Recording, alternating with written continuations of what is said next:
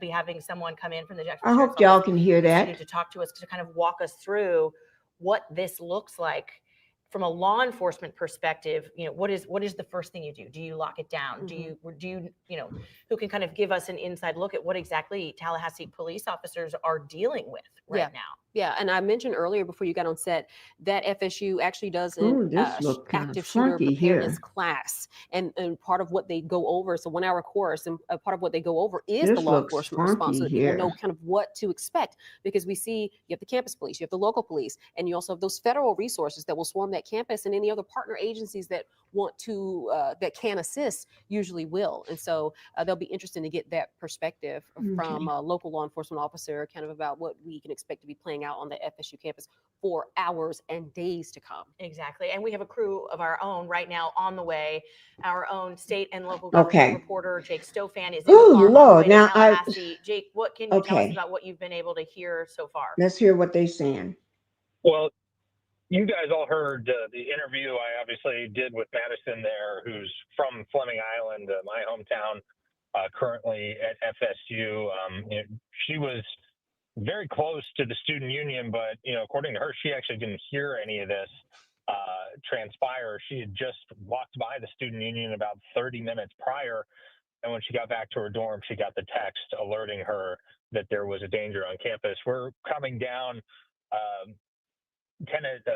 Mahan Drive right now, so we're getting fairly near the campus. I can tell you, we just passed a state emergency response team truck, so it seems like not only is this going to be a law enforcement response, but also leveraging some of the emergency resources of the state as well. I'm hearing that we might be hearing from the Tallahassee Police Department and the other law enforcement agencies involved in this around 4 p.m. today. We have a location, but the time may change. I can't help but think when I was here previously, when I worked in Tallahassee, this is not the first mass shooting, even since the 2014 incident at FSU that's rocked this campus community. There was a shooting at a hot yoga studio back when I was working here that unfortunately took the lives of some FSU students. And I remember seeing the campus community come together in the aftermath of that. 3 people died. That was back in 2018. And it was a very emotional time. It was very hard for students to get through it. And that we're back here 8 years later, or 7 years later rather, dealing with what could be an even more devastating shooting in terms of the casualty count. It's hard to comprehend, and it's unfortunate that this is why we're coming back to Tallahassee right now. It's a very unfortunate for that.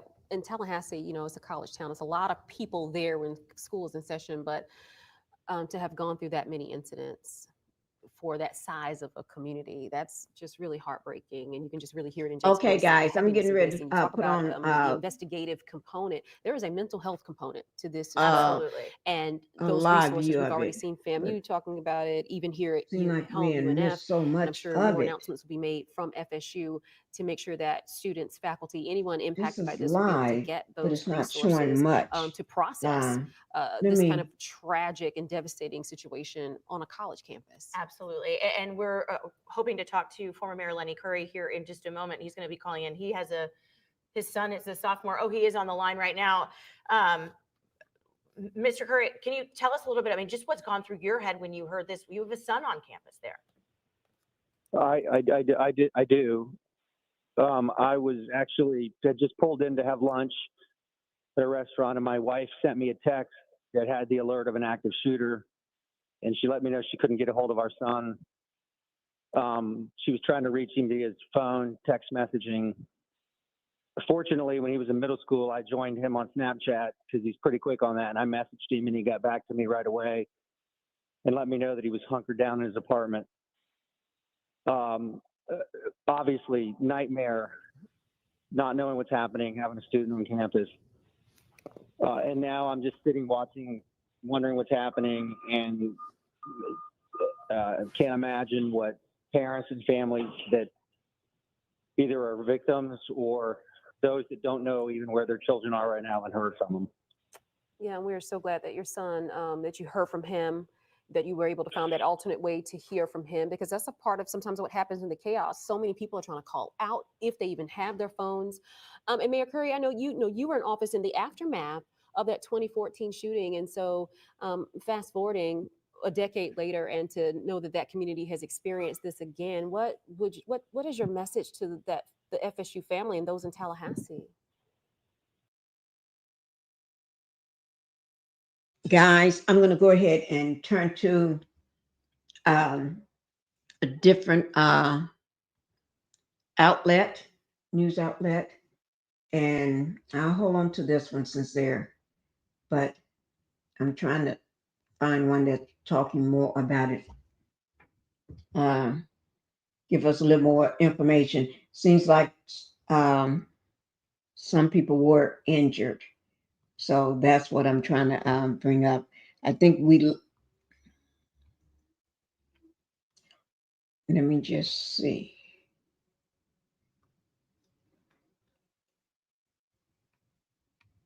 Okay, here we go. Let me just do this right quick.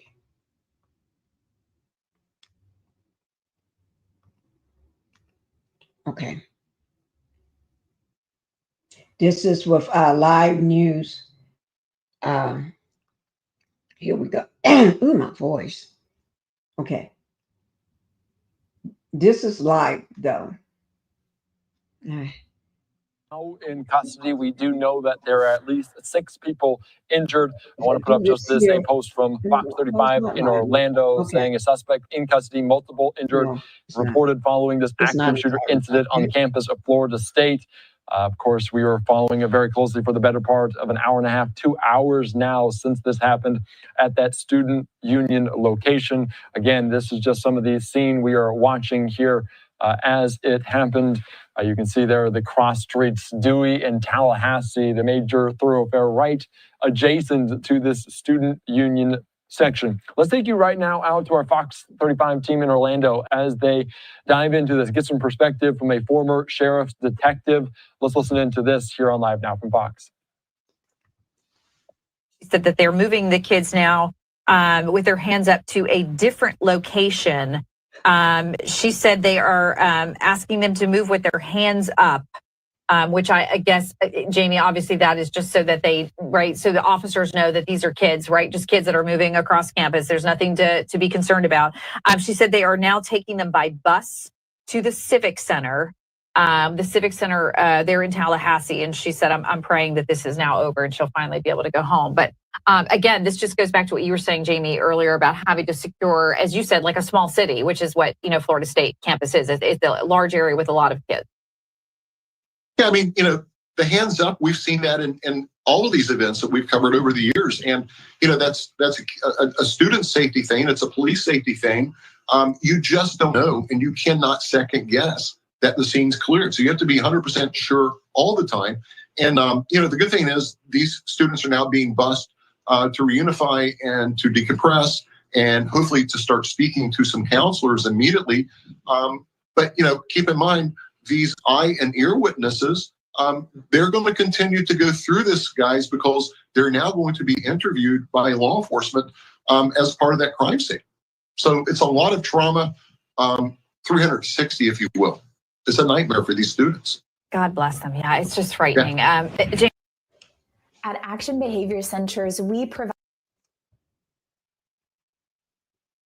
Hi, Mind Degree Israel. Thank you for being here. I'm going to bring this back up. I'm just trying to get rid of the ads. I can't take the ads. Okay. I'm glad that you all are here. Thank you so much. Let me go ahead. I got rid of that one. This is MSNBC, one of my favorite stations. I hate to say it. It is MSNBC.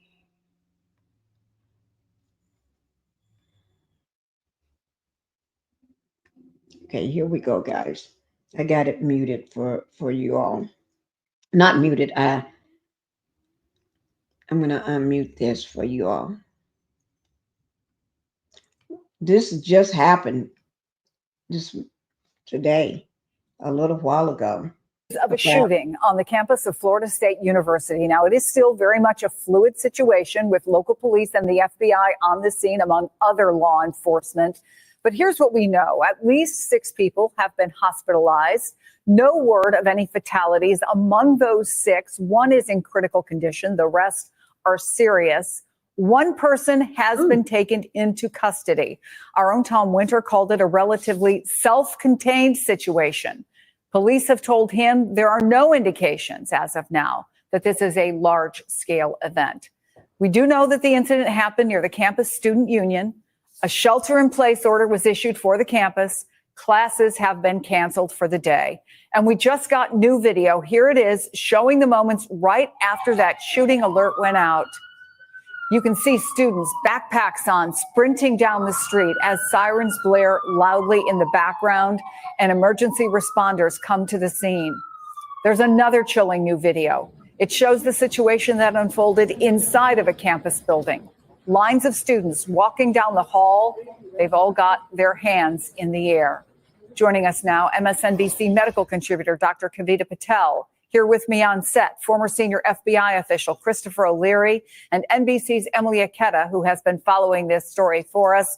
Emily, bring us up to date on any other information that we know about this. Yeah, so as you just mentioned, within the last few minutes, we are learning that 1 suspect is in custody. But I can tell you what is happening right now. Law enforcement continuing to go building to building, door to door, to make sure that there are no other threats and to make sure there are no other victims in this. Also happening right now, the nearby hospital continuing to actively receiving patients as we see the number of victims continue to climb. The latest number, 6 people injured, and Tallahassee Memorial Healthcare telling us that at least 1 person is in critical condition, the rest of those injuries in serious condition. As you mentioned, we still don't know if anyone has died in the wake of this incident that happened near the student union, which is the heart of this sprawling campus, nearly 500 acres in the heart of Tallahassee.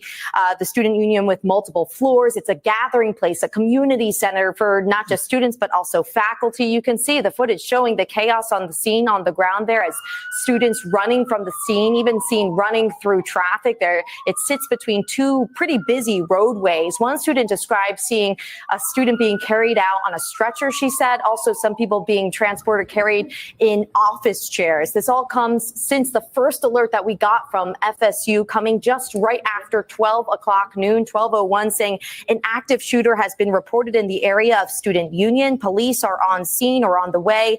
Continue to seek shelter and await further instructions. Lock and stay away from all doors and windows and be prepared to take additional protective measures. In terms of those alerts, at last check, the shelter in place appears to still be intact, though, as we've reported, 1 person is in custody. Other universities in the area also saying they're monitoring the situation. So, Chris, let's take these one by one, and let's start with the alleged shooter, or at least the suspect, 1 person taken into custody. What's happening, assuming, and we don't know anything about this person's condition, but assuming that they're able to talk to this person, what are they doing? And assuming they know the identity, what are they doing? First of all, they're trying to positively identify the individual, who they are. Do they have an affiliation with the campus? Do they have other connections that we should be concerned about? Is there a link to terrorism, whether international or domestic? What's the ideology? What drove them to do this? Or is it a grievance that the individual had that built towards mobilization, towards violence? So they're going to be looking at that. They'll also look to interview the individual to find out if there is some kind of ongoing threat. Was he acting alone, or is this something that we should still be concerned about? Because as has been reported, there are some reports out there that there may have been more than 1 shooter, which is fairly common in these events because the victims tend to think there's more than 1 individual carrying out this violence. So I've been involved in responses to school shootings, and you're often looking for additional subjects, which is why all the law enforcement that has surged to the scene is clearing every room on that campus to, number 1, look for any individuals who might also be involved, any tools that he used, and I say make an assumption that it's a he, that the shooter used during the the attack, but also looking for victims or individuals just hiding and still sheltering in place. What would they have had to know, or what do they have to know to say, law enforcement officials, to our Tom Winter, we believe the situation is contained, using that word contained? Well, I would think they would have cleared the school in its entirety and do a secondary search. So you do an initial clear, a tactical clear, and then Of that building? Of the entirety. Entire campus. Of the campus. I mean, it's a massive campus. You cannot make any assumptions in this case. Obviously, you're going to prioritize with where the incident happened, but then you're going to go out in concentric circles and look at every room that you can get access to, and it has to be, thorough. It's highly unusual for someone not to have a footprint, either on social media or some sort of electronic footprint. How easy is it generally to get access to that kind of information once you know who the person is? Fairly easy. So again, finding out what the ideology is, that'll help drive investigators to certain social media platforms or chat rooms to find out what they were talking about. Also getting access to their actual devices, whether handheld or home computers, getting search warrants to be able to go into those things. And we can really exploit all that information and get a pretty good picture of who they are and what drove them to do this. Dr. Patel, listen, we have a major metropolitan hospital there. Talk about the training and their ability to respond to an emergency situation like this. Yeah, Chris, sadly, this is something that we're used to, and especially in like a level 1 trauma center like Tallahassee Memorial, where we've heard that many of the victims have been taken. And that is shifting into kind of rapid disaster protocols and also coordinating with law enforcement officials. That's something that hospitals like TMH have become quickly adept at. And that happens quickly in the sense that they know that the doctors and nurses and teams responding have to triage patients in order to kind of make sure that they have a high survival rate, meaning they will quickly assess, is this the type of injury where even if they're in critical condition, that they would be able to likely have a favorable outcome, because that time spent on that patient means that that's time they can't spend on another patient. So that's actually what's happening, kind of a literally kind of minute by minute assessment of the patients, their status. And then I would just say that a lot of what happens inside the hospitals and the emergency rooms and the area around the emergency room is just everybody who can't be anywhere near the campus coming to the hospital to kind of find out if their loved one is part of the team that's been taken in, if their loved one has had made any contact. And I think this is where there's that critical coordination with law enforcement. You could imagine being a friend, family, or parent that has someone at that school. You can't get in touch with that student or faculty member. You can only imagine the emotions, and you can't go near the campus, as you heard. So you do end up tending to be, a lot of what we end up doing is kind of seeing people in the waiting rooms outside the hospitals. And then what we see is kind of weeks to months later, Chris, unfortunately, all the mental health effects. And it might even be just people listening to our words right now, where this is sending shockwaves to people who have been going through this. As you know, so many mass shooting events, so many active shooter events that we've seen just in this year alone are kind of reminding people and kind of bringing up those memories. Yeah, and it brings to mind the EMS, the emergency responders who are medically trained, because I was talking to a student earlier who was with, he estimated about 40 other students, and he said he was very calm, but not everybody who was with him was. Right. He talked about people having panic attacks. And so they are trained, obviously, in a situation like that. They're on the ground. When they went outside, he said he saw people being tended to by EMS who, I guess for better, but also for worse because of the situation, are trained to deal with these kinds of situations. They are, and so are law enforcement, by the way. This is something that has become kind of a standard for training in law enforcement, EMS, first responders of all kinds. And you're starting to see on some schools, Chris, also having the faculty and staff trained to do the same, because it's your response. We kind of say this in disaster and trauma settings. Our ability to remain calm kind of helps everyone around us remain calm. That's a skill that you have to learn. And as you mentioned, for better or for worse, this is something that everybody who's on scene has to have experience with. Whew. Okay, let's see what else is going on. Okay, let me see what we got going on here. I just dropped a short last night, letting everybody know what was going on with the last one we just had the other day, the shooting at the Wilman Hutchinson High School. in Dallas, Texas. I just dropped that one. And now we got another situation today. You never know. You never know what's going on. Back-to-back shootings, back-to-back planes falling from the sky. Oh my God. Oh my God. But also, oh guys, you know what? I was online this morning and I was watching something. And what I was watching was very disturbing to me. Very disturbing to me. It was, since I got you all here, I'm not going to hold you. It was very disturbing. It was, let me see, can I pull it up?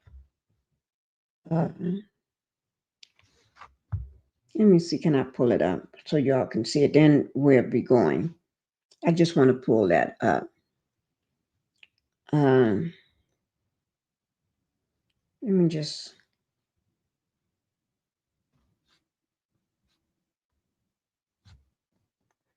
Let me see, can I find it? Let me look in my history.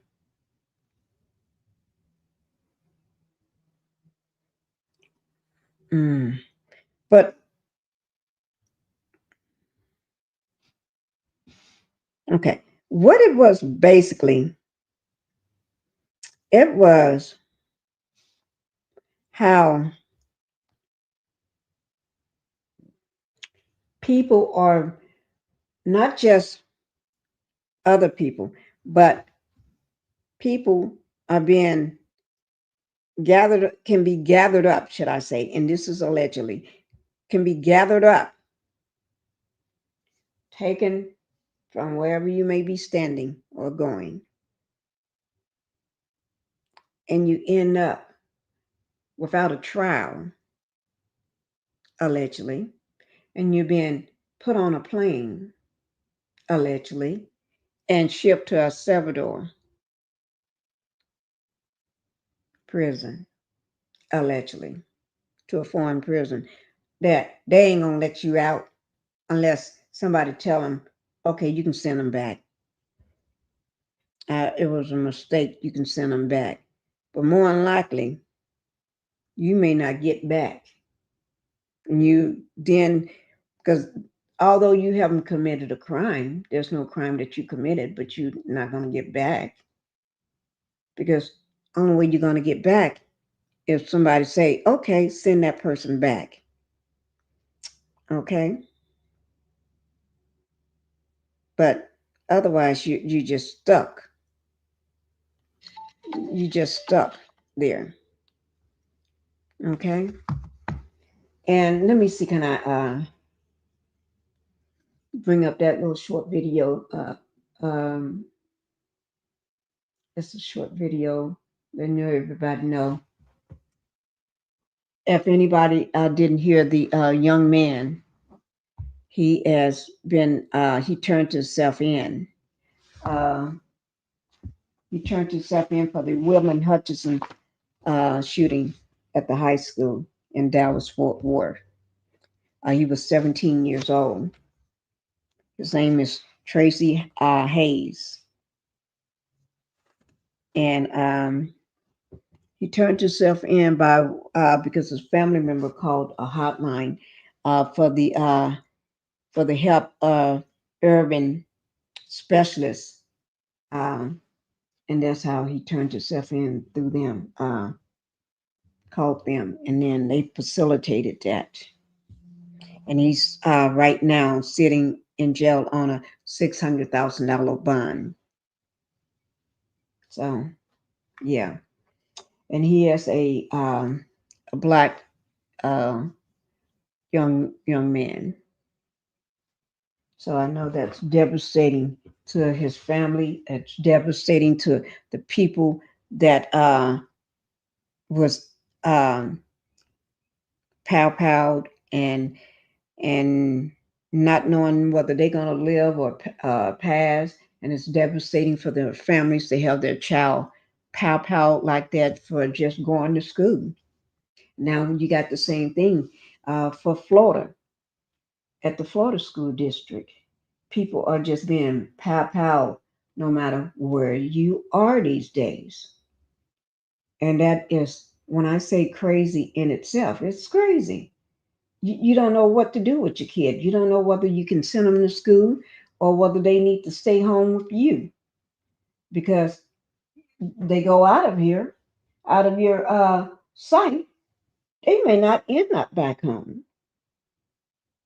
You know what I mean? They may not end up back home. So that's the thing that we are having to deal with in today's society. You send your kid off, and then they may not end up back home with you. You know, that's just sad. Just sad, sad, sad. Following breaking news from Tallahassee, Florida, where police are on the scene of a shooting at Florida State University that left multiple people injured. Right now, we know from Tallahassee Memorial Hospital that there are 6 patients, 5 serious and 1 critical. We are waiting for information on their ages and their genders. We know that an alert was sent out by the school saying the shooting happened at the student union around noon today, Eastern time. We know students are sheltering in place. All classes and activities for the rest of the day are canceled. The White House says the president has been briefed and is monitoring the situation. We have team coverage on this for you. We have CBS News senior coordinating producer for the Crime and Public Safety Unit, Anna Schechter, alongside CBS News correspondent Chanel Call, both following this for us. Let's go ahead and go first to you, Anna, with the latest that we know.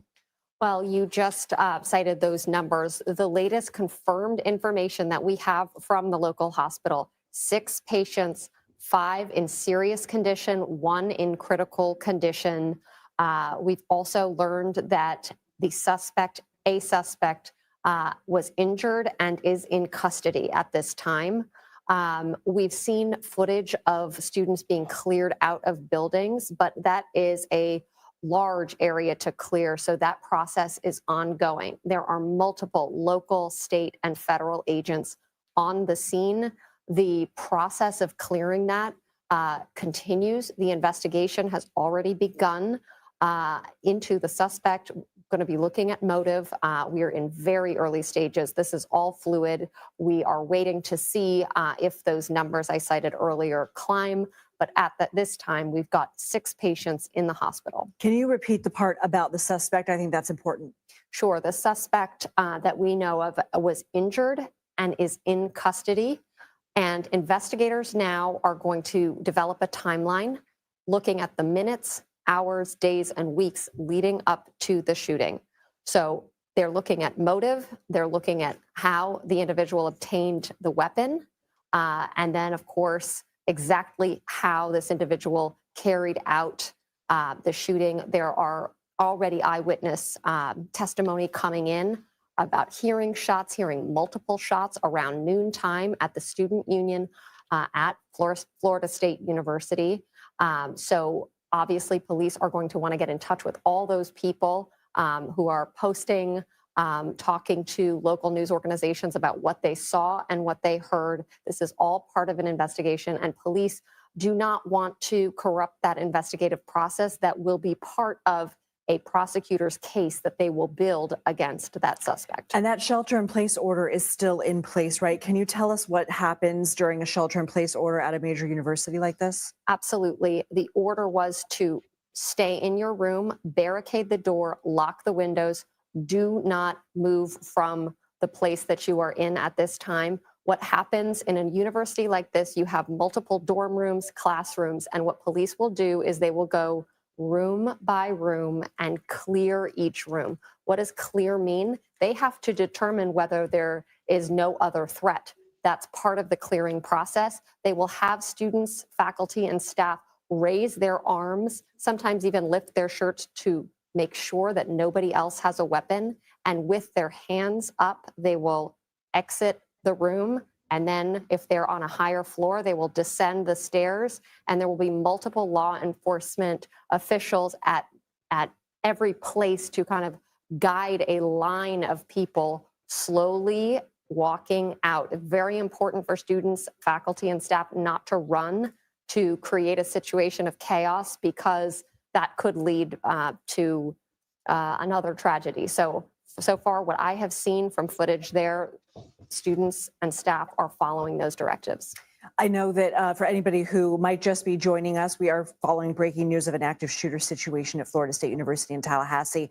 I know that you are about to go continue to research and see what else you can find and confirm. Can you just please, again, just go through some of your top lines? Sure. The top line is the suspect was injured by law enforcement, is in custody at this time, likely being questioned already by investigators.